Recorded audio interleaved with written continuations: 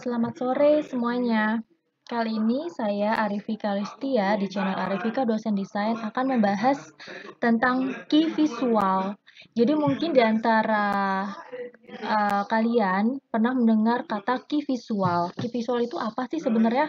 Saya akan membahas ini dari dunia desain, agensi, praktisi ya. Dari sisi praktisi karena memang kata ini sering dipakai di dunia desain and related. Oke, next. Ada berbagai versi pengertian dan penggunaan key visual. Sebenarnya sih kalau dilihat dari katanya key dan visual itu visual kunci ya. Mungkin kita sering mendengar kata keyword yaitu kata kunci. Kalau ini key visual, visual kunci. Jadi sebenarnya kalau misalkan mau diartikan secara dunia praktisi, key visual itu secara umum adalah tampilan visual yang akan menjadi kunci.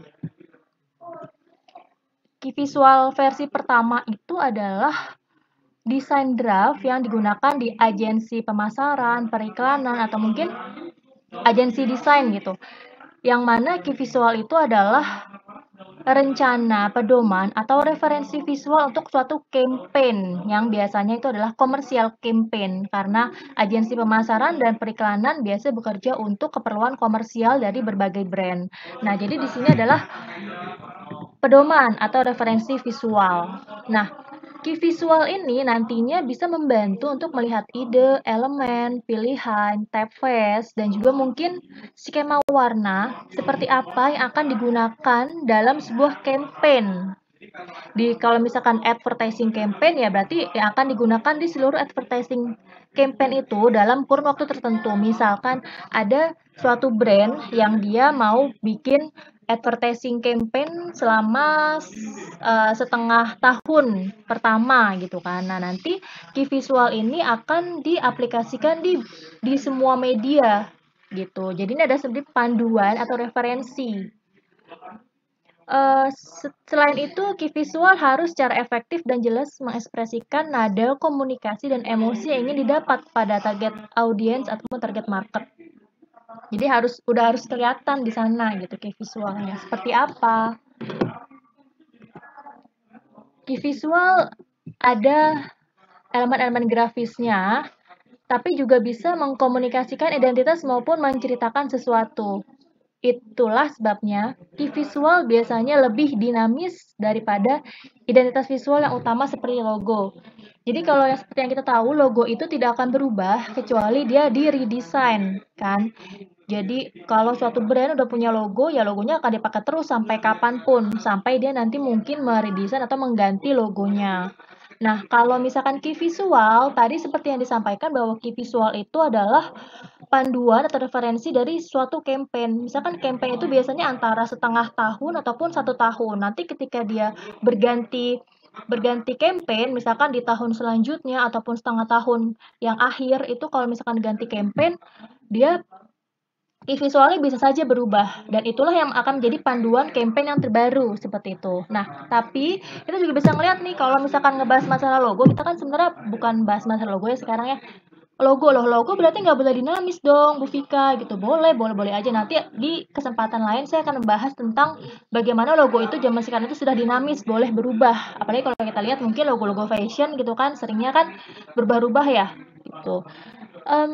Meskipun key visual terlihat seperti poster atau iklan, jadi nih kalau misalkan kita kerja di agensi, di advertising agency itu key visual tuh nampak seperti poster atau iklan. Tapi sebenarnya bukan hanya selalu nantinya buat print ad atau poster, enggak, tapi bisa aja buat seluruhnya.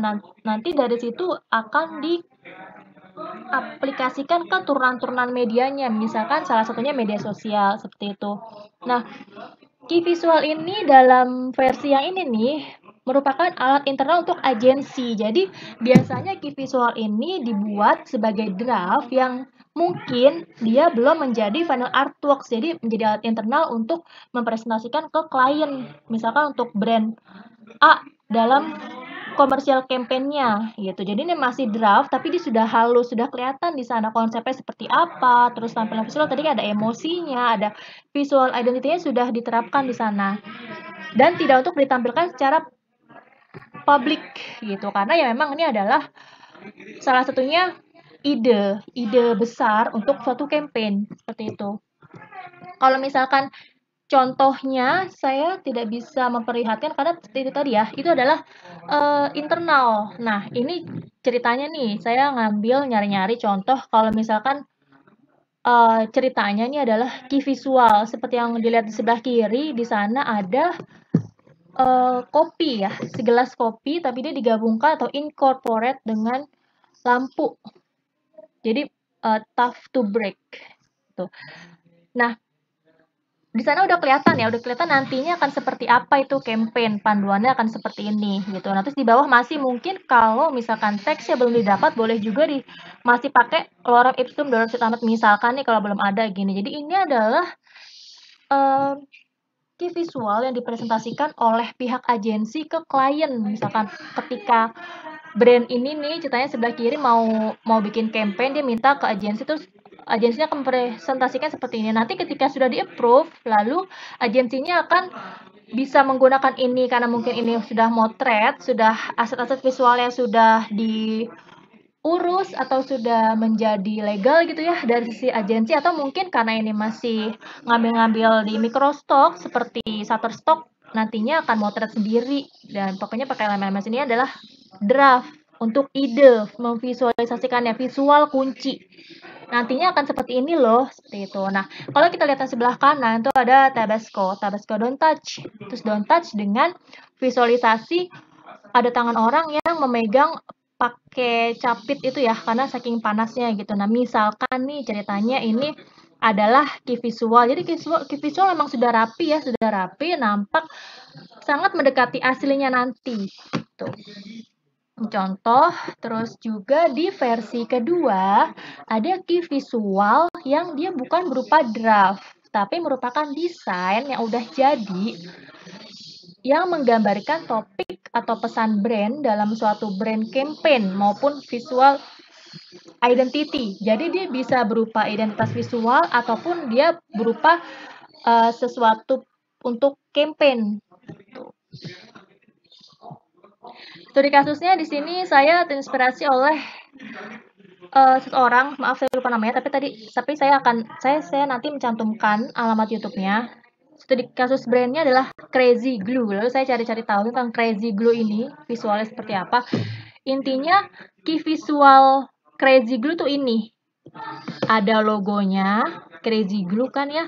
Lalu di sana ada pria yang bekerja di suatu proyek konstruksi gitu yang helmnya itu ditempel di huruf A-nya dan dia tidak jatuh gitu. Itu kenapa? Karena memang Crazy Glue itu adalah lem yang bisa menyatukan material apapun dan terlihat di sana tagline-nya Crazy Strong, Crazy Fast. Jadi dengan cepat dan kuat dia menyatukan bahan apapun sampai ceritanya ini gitu. Sampai ini pun juga bisa dilem dan orangnya nggak jatuh. Nah, key visual yang ini adalah key visual yang sudah jadi. Nanti dia akan hadir di berbagai media. Dan logonya memang sudah seperti ini. Memang identitas visualnya logonya kayak gitu.